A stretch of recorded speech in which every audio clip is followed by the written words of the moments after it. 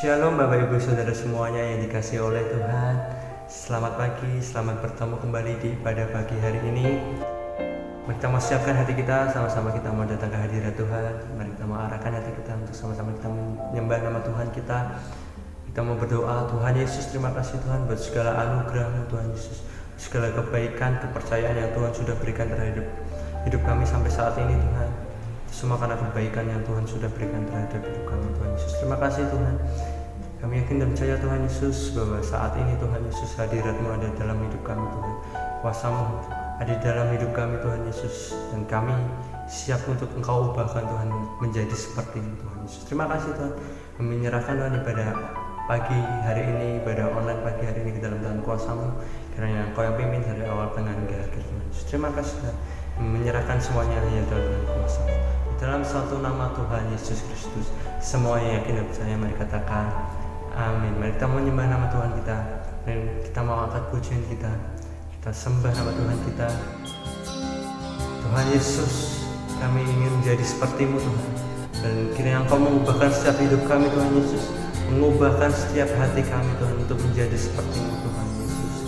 Terima kasih Tuhan.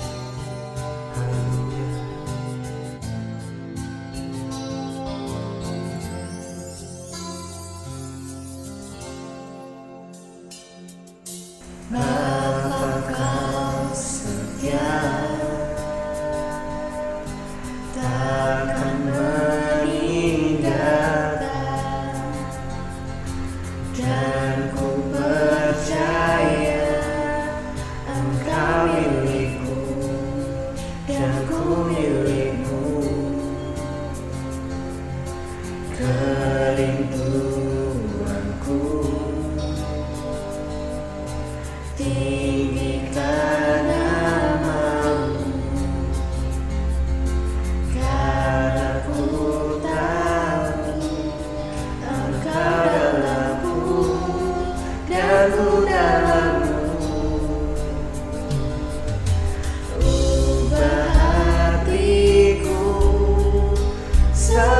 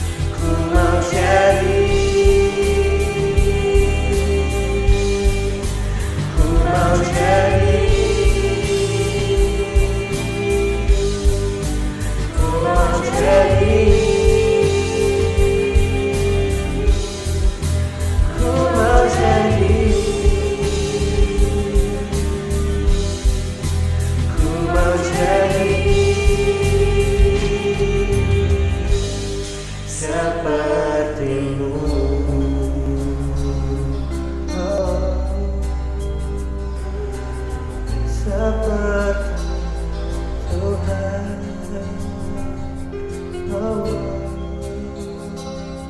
Jesus, oh mau jadi seperti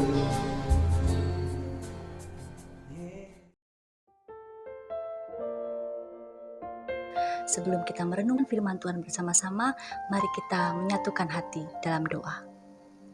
Tuhan, kami mengucap syukur untuk kesempatan yang Engkau berikan pada kami untuk merenungkan firman. Di tengah keterbatasan kami masih punya kesempatan untuk menerima pengajaran firman Tuhan dari-Mu Tuhan. Biarkan firman-Mu Tuhan meneguhkan kami pada pagi hari ini. Biarkan Roh Kudus-Mu bekerja melembutkan hati kami untuk ditegur dan dibentuk oleh firman-Mu. Biarkan firman-Mu yang menguatkan, memberikan kami penghiburan dalam hari-hari yang harus kami lalui Tuhan. Dan biarkan Roh Kudus-Mu juga yang bekerja melalui mulut bibir hamba-Mu, sehingga apapun yang hamba-Mu katakan bukan berasal dari ego, pikiran, perasaan hamba-Mu sendiri, melainkan adalah pikiran, perasaan hati Tuhan sendiri. Terima kasih Tuhan, di dalam nama Yesus kami berdoa. Amin. Baik, Bapak Ibu Saudara, kita sudah bersama-sama menjalani masa pandemi ini selama 2 tahun.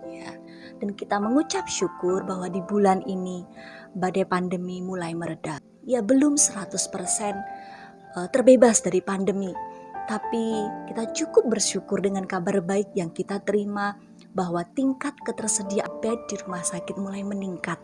Ya, sekolah-sekolah untuk jenjang tertentu ada kabar mulai akan segera dibuka. Juga beberapa pertemuan-pertemuan terbatas dapat kembali diadakan. Walaupun begitu, pandemi ini telah menyisakan banyak kisah bagi kita semua. Dan kebanyakan orang berubah setelah pandemi ini. Ada orang-orang yang menjadi pahit hati dan putus asa. Sebaliknya, ada orang yang menjadi lebih tangguh dan kuat. Ya, seperti yang dikhotbahkan Pastor Kon pada minggu lalu. Menjadi tangguh melalui badai. Nah, renungan pagi kita ini akan menyelidiki tentang hidup kita. Apa yang terjadi dalam hidup kita setelah kita melewati badai pandemi? Saya akan mengawali dengan sebuah kisah yang terjadi pada puncak pandemi kemarin. Saya punya kenalan seorang guru TK yang ditinggalkan orang terkasih selama pandemi kemarin. Dia ditinggalkan oleh suaminya. Bu guru ini punya 3 orang anak. Yang terkecil masih seusia anak laki-laki saya Niel, kelas 5 SD. Yang terbesar sudah remaja. Suaminya meninggal pada puncak pandemi bulan Juni kemarin. Hebatnya, beberapa minggu setelah suaminya meninggal, bu guru ini kembali mengajar ke sekolah dengan ceria.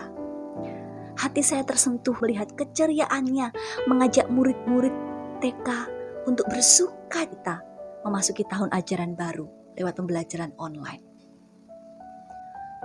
Ibu guru ini mengingatkan saya pada seorang tokoh wanita dalam Alkitab, yaitu Rut. Mari kita bersama-sama menyimak kembali kisah Rut dalam Rut pasal 2.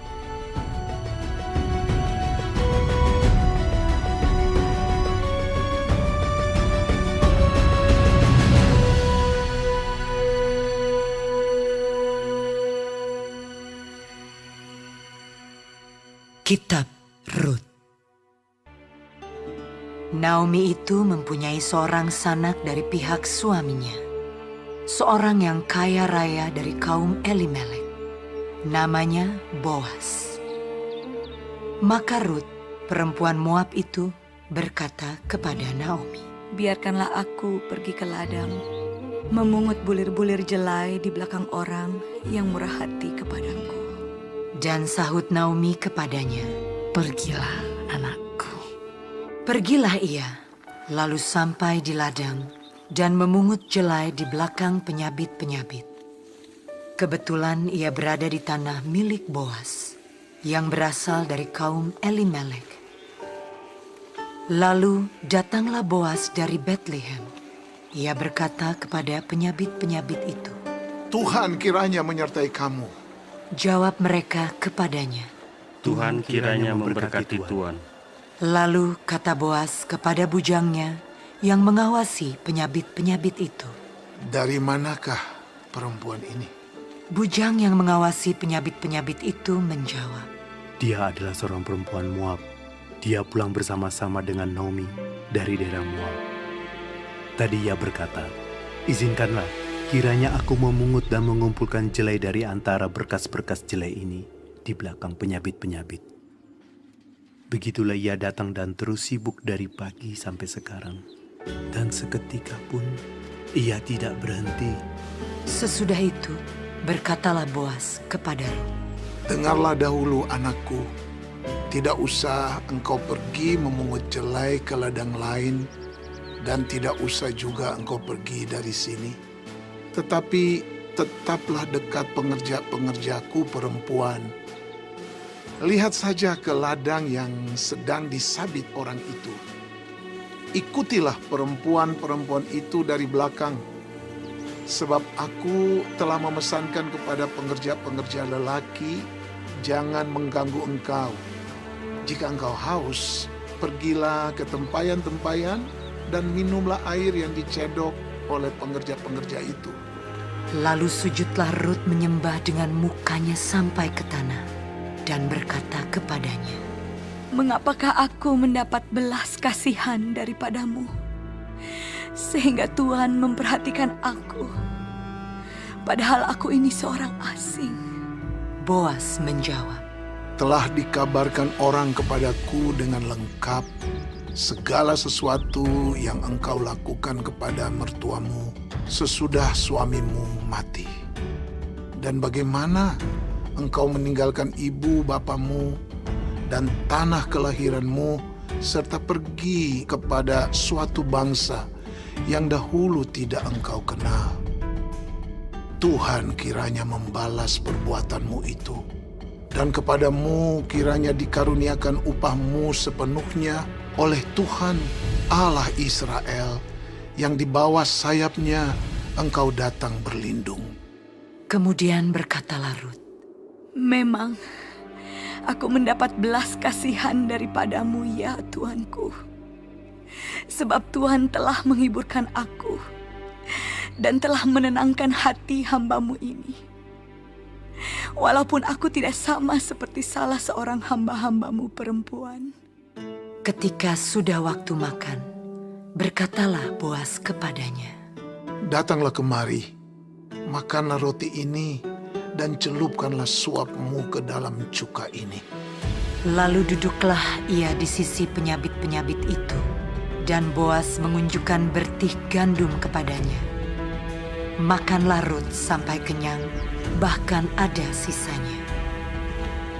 Setelah ia bangun untuk memungut pula, maka Boas memerintahkan kepada pengerja-pengerjanya, Dari antara berkas-berkas itu pun ia boleh memungut, janganlah ia diganggu. Bahkan haruslah kamu dengan sengaja menarik sedikit-sedikit dari onggokan jelai itu untuk dia dan meninggalkannya, supaya dipungutnya. Janganlah berlaku kasar terhadap dia. maka ia memungut di ladang sampai petang.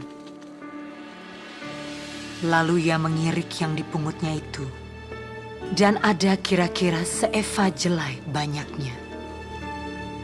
Diangkatnyalah itu, lalu masuklah ia ke kota. Ketika mertuanya melihat apa yang dipungutnya itu, dan ketika dikeluarkannya dan diberikannya kepada mertuanya sisa yang ada setelah kenyang itu, maka berkatalah mertuanya kepadanya, Di mana engkau memungut dan di mana engkau bekerja hari ini? Diberkatilah kiranya orang yang telah memperhatikan engkau itu. Lalu diceritakannya kepada mertuanya itu pada siapa ia bekerja.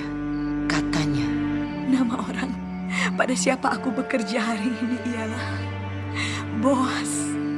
sesudah itu berkatalah Naomi kepada menantunya, Diberkatilah kiranya orang itu oleh Tuhan yang rela mengaruniakan kasih setianya kepada orang-orang yang hidup dan yang mati. Lagi kata Naomi kepadanya, Orang itu kaum kerabat kita. Dialah salah seorang yang wajib menebus kita.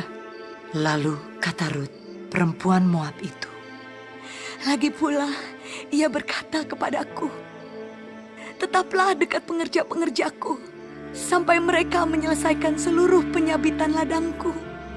Lalu berkatalah Naomi kepada Rut, menantunya itu, Ya anakku, sebaiknya engkau keluar bersama-sama dengan pengerja-pengerjanya perempuan, supaya engkau jangan disusahi orang di ladang lain. Demikianlah Rut tetap dekat pada pengerja-pengerja perempuan Boas untuk memungut. Sampai musim menuai jelai dan musim menuai gandum telah berakhir. Dan selama itu ia tinggal pada mertuanya. Kitab Rut ditulis pada masa gelap, masa di mana belum ada pemerintahan kerajaan pada masa itu. Masa hakim-hakim saat Israel disebutkan banyak mengalami kemerosotan moral dan spiritual. Rut sendiri mengalami pengalaman traumatis yang berkepanjangan. Kehilangan suami dan harus pergi ke tanah asing, meninggalkan keluarganya, keluarga besarnya yang ia kenal sejak dari kecil, meninggalkan kampung halamannya, lingkungan yang ia kenal dari kecil. Dan di tanah asing, dia harus hidup miskin dengan status seorang janda. Seorang janda tanpa anak laki-laki pada masa itu tidak akan memiliki hak apapun juga, bahkan juga hak untuk bekerja.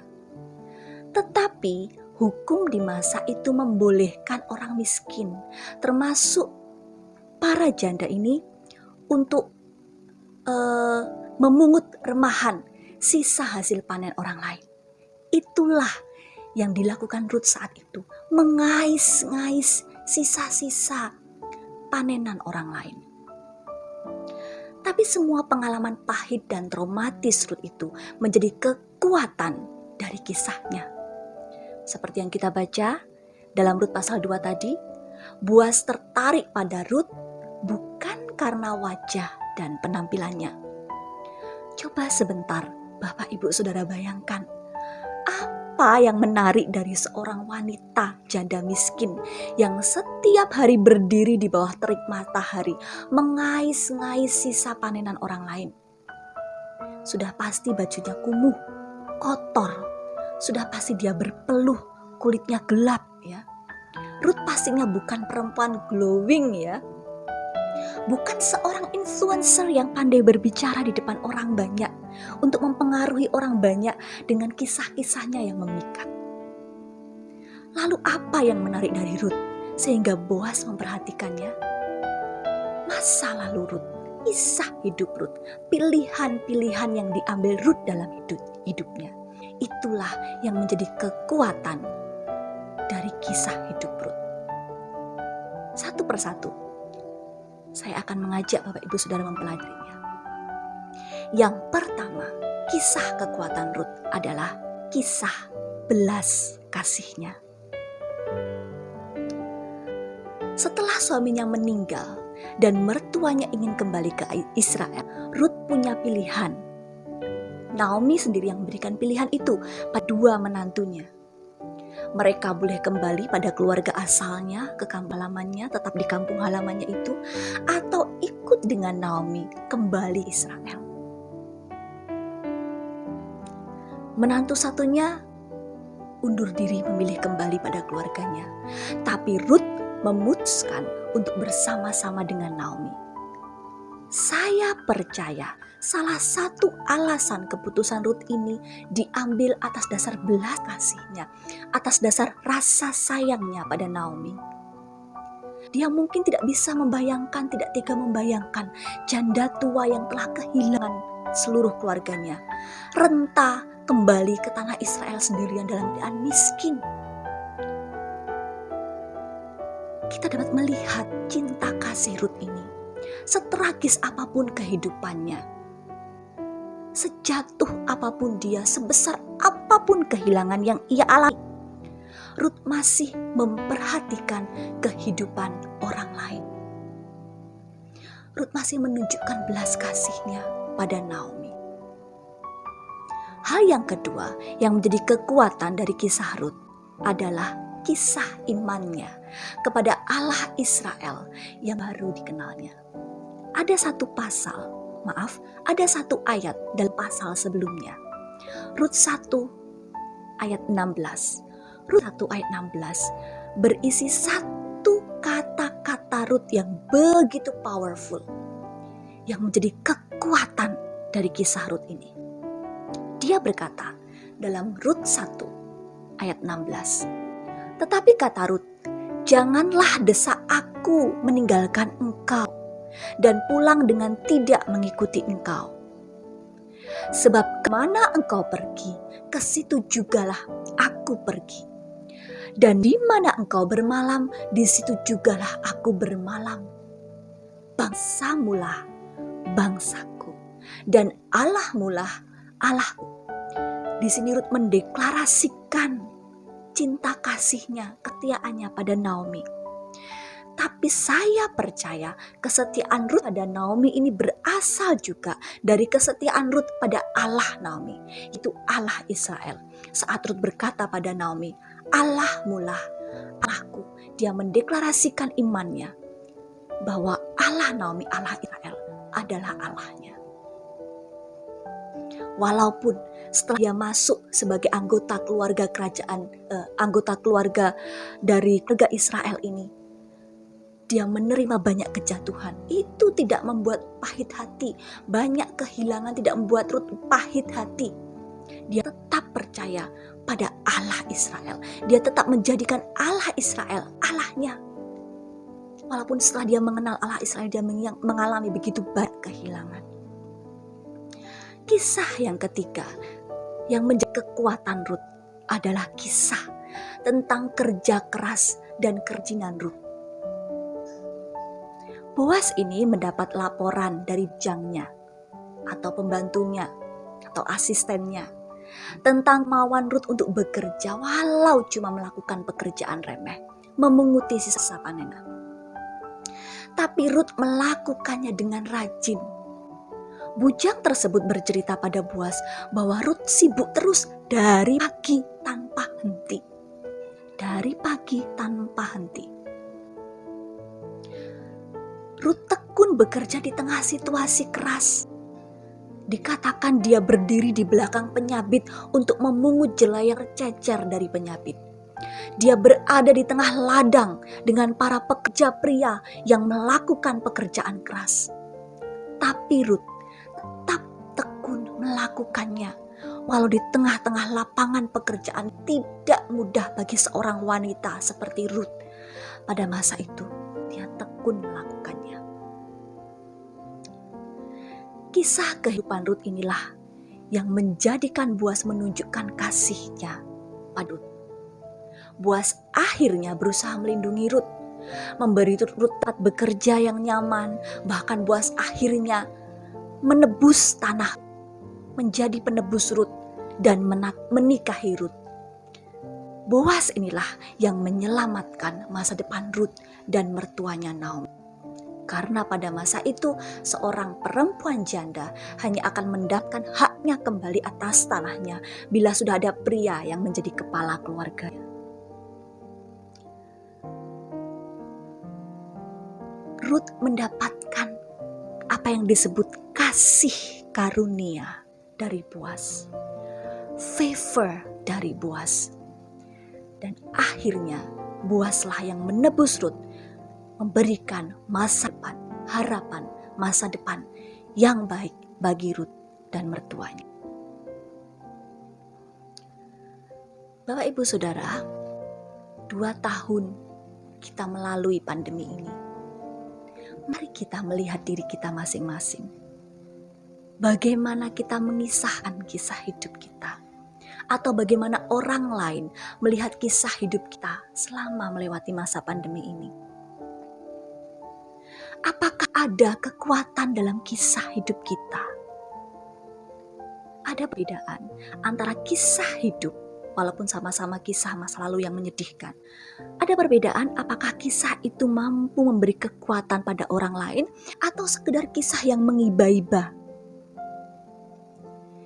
Kisah hidup kita dapat menggugah orang lain atau melemahkan orang lain. Kisah kita dapat memberkati orang lain, membuat mereka mengenal Tuhan lebih lagi, membuat mereka mengakui kebesaran Tuhan dalam hidup manusia, atau malah membuat syok orang lain. Jadi bagaimana orang melihat kisah hidup kita? Bagaimana Tuhan menyaksikan kisah hidup kita? Seperti Boas tergugah hatinya menyaksikan kisah hidup Rut. Yang pertama, Bapak Ibu Saudara, apakah orang lain akan melihat belas kasih kita selama badai pandemi ini? Saya percaya semua orang dari berbagai golongan masyarakat, tidak mengenal status, tidak mengenal jenis pekerjaan, semua mengalami goncangan selama masa pandemi ini. Semua mengalami banyak kehilangan selama masa pandemi ini. Kehilangan materi, kehilangan orang-orang terkasih. Tetapi dalam kehilangan kita, dalam kekurangan kita, dalam kegoncangan yang kita alami, mampukah kita tetap menunjuk belas kasih kita kepada orang lain? Yang kedua, apakah kesetiaan iman kita menjadi kesaksian nyata bagi orang lain?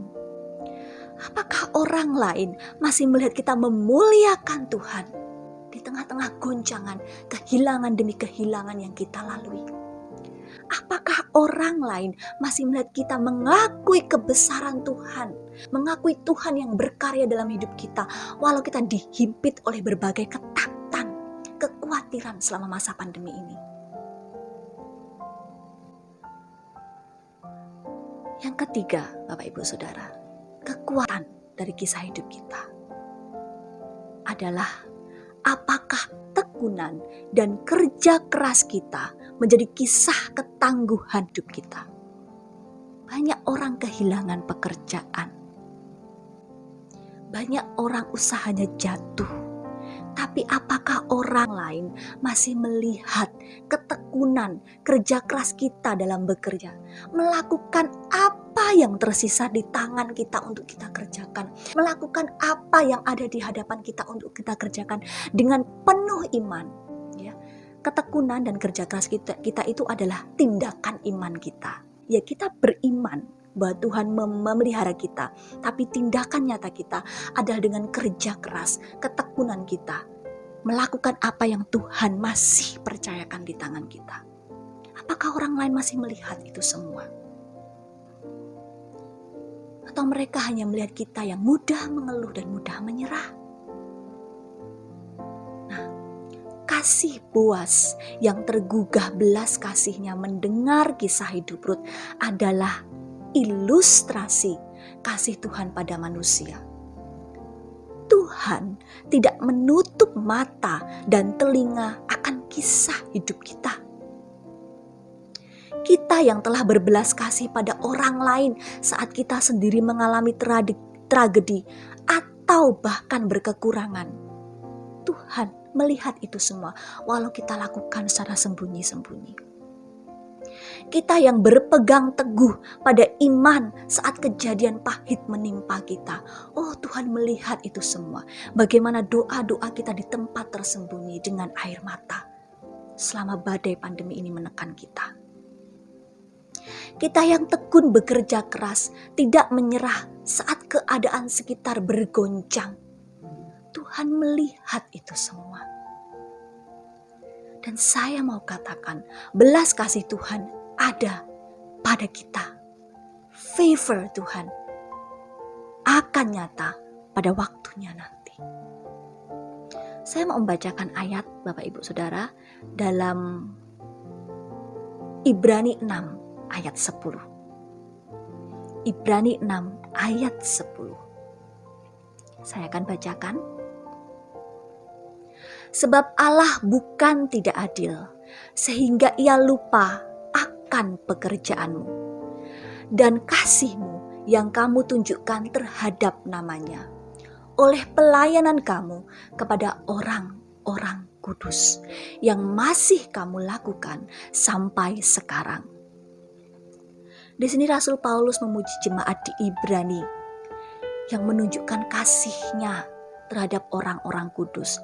Orang-orang kudus pada masa itu dipahami sebagai para rasul yang berkeliling dari satu kota ke kota lain, satu tempat ke tempat lain untuk memberitakan Injil. Ya. Dan karena mereka berkeliling dari satu tempat ke tempat lain, mereka kan harus menumpang ke berbagai tempat jemaatnya di mana mereka ada. Mereka membutuhkan belas kasih dari jemaat setempat untuk menampung mereka. Karena itulah di sini dikatakan bahwa Allah bukan tidak adil, sehingga ia lupa akan pekerjaanmu. Allah mengingat kasih yang kita tunjukkan kepada orang-orang yang memerlukan, kepada orang-orang yang membutuhkan. Allah mengingat itu semua. Kita akan baca satu ayat lagi dalam 2 Korintus 3 ayat 2 sampai 3. 2 Korintus 3 ayat 2 sampai 3. Kamu adalah surat pujian kami yang tertulis dalam hati kami, dan yang dikenal dan yang dapat dibaca oleh semua orang. Karena telah ternyata bahwa kamu adalah surat Kristus yang ditulis oleh pelayanan kami. Ditulis bukan dengan tinta, tetapi dengan roh dari Allah yang hidup. Bukan pada loh-loh batu, melainkan pada loh-loh daging, yaitu di dalam hati manusia. Dalam ayat ini, Rasul Paulus memuji jemaat di Korintus. Dan di sini Rasul Paulus menyebutkan bahwa jemaat di Korintus seakan surat pujian yang tertulis dalam hati kami. Surat pujian yang di sini yang dimaksud adalah surat rekomendasi yang baik. Misalnya seseorang akan direkomendasikan untuk mendapatkan promosi jabatan, ya, kemudian atasannya menulis, oh dia rajin, dia selalu datang on time, dia melakukan tugas dan pekerjaan dengan baik, dia berhubungan dengan baik dengan para kolega, sehingga dia layak mendapatkan promosi untuk kenaikan jabatan. Ya, surat pujian itu seperti surat rekomendasi yang baik. Ya. Begitulah jemaat Korintus itu seperti surat rekomendasi yang baik. Dikatakan di sini kamu adalah surat Kristus. Surat Kristus artinya seakan-akan karakter Kristus itu tertulis nyata dalam perbuatan, dalam keseharian mereka, dalam kisah hidup mereka.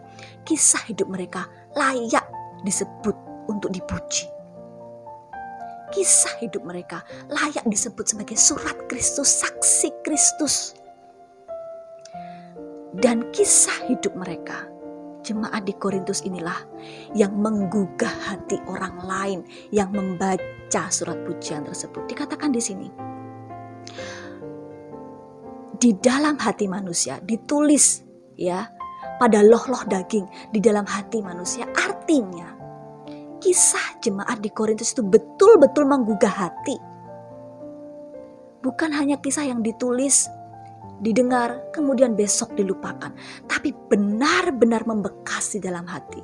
Entah itu kisah kesetiaan imannya, kisah bagaimana mereka memuliakan nama Tuhan dalam keseharian hidup mereka. Maka Bapak Ibu Saudara, mari kita menjadikan kisah hidup kita sebagai kisah yang menguatkan orang lain. Tidak perlu pandai berbicara, ya, tidak perlu menjadi influencer di media sosial. Kita lakukan saja kehidupan kita dengan baik dan biarkan orang lain yang melihat, mengerti, memahami, tahu bahwa Tuhan berkarya dalam hidup kita. Biarlah kita tetap untuk menunjukkan belas kasihan kita pada orang lain, walaupun kita sendiri mengalami berbagai goncangan.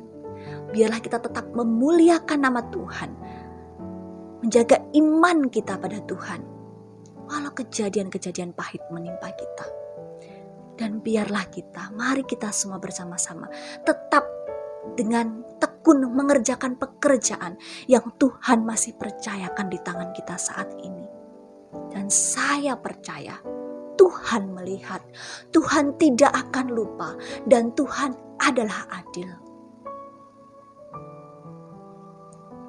Favor dari Tuhan, kasih karunia dari Tuhan nyata dan akan ada pada kita. Marilah memakai hidup kita, kisah hidup kita untuk memuliakan Tuhan. Menjadi surat pujian, surat Kristus yang dapat dibaca semua orang, sehingga semua orang yang melihat hidup kita, semua orang yang bertemu dengan kita memuliakan nama Tuhan. Percaya bahwa Tuhan Yesus, Tuhan yang besar yang berkarya dalam hidup kita.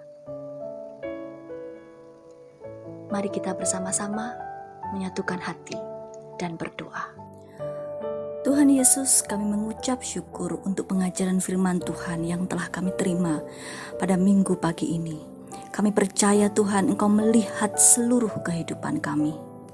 Engkau yang melihat seluruh kisah hidup kami, bahkan yang tidak mampu kami ceritakan pada orang lain. Engkau melihat jemaat-Mu yang mengalami banyak ketakutan, kekhawatiran, tergoncang hidupnya, bahkan mengalami banyak kehilangan selama masa badai pandemi ini Tuhan. Biarlah kami memakai kisah kami untuk memuliakan nama Tuhan. Biarlah kami tetap menjaga iman kami kepadamu Tuhan, sehingga semua orang yang melihat kisah hidup kami dapat turut memuliakan Tuhan, dapat mengakui bahwa Tuhan yang besar yang berkarya dalam kehidupan kami Tuhan. Dan kami percaya Tuhan, segala ketakutan, segala kekhawatiran yang kami alami, segala kehilangan yang kami alami selama masa badai pandemi ini tidak akan pernah sia-sia. Tuhan melihatnya dan kasih karunia Tuhan nyata akan kami. Favor Tuhan nyata akan kami Tuhan. Kami percaya Tuhan, Tuhan akan bekerja dalam kehidupan kami, menjadikan kisah kami kekuatan bagi orang lain.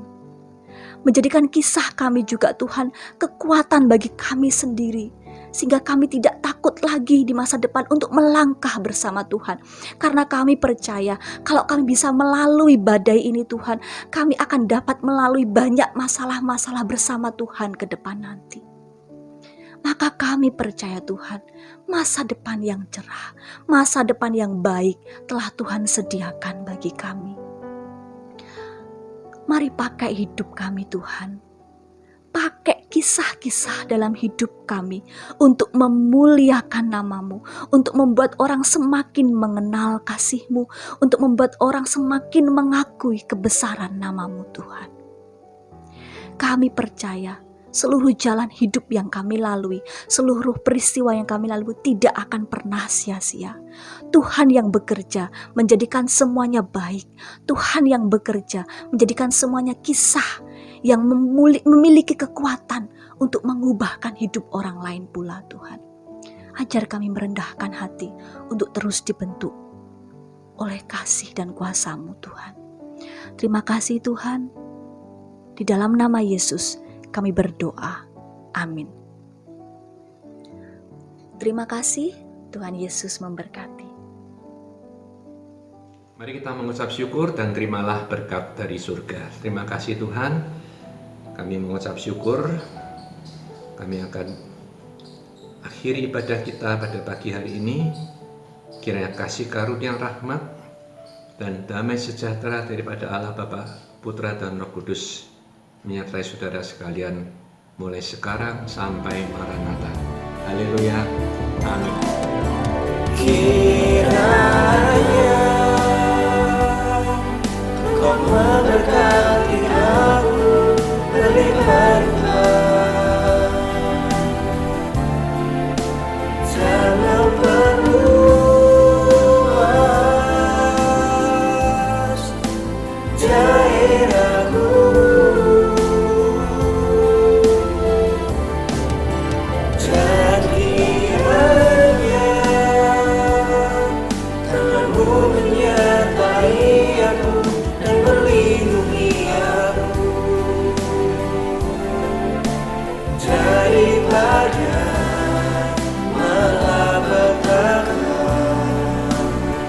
sehingga kesakitan tidak menimpa aku, sehingga kesakitan tidak menimpa aku, sehingga kesakitan tidak menimpa aku.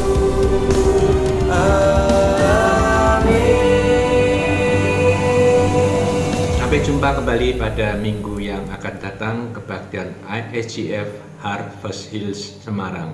God bless you. Bye-bye.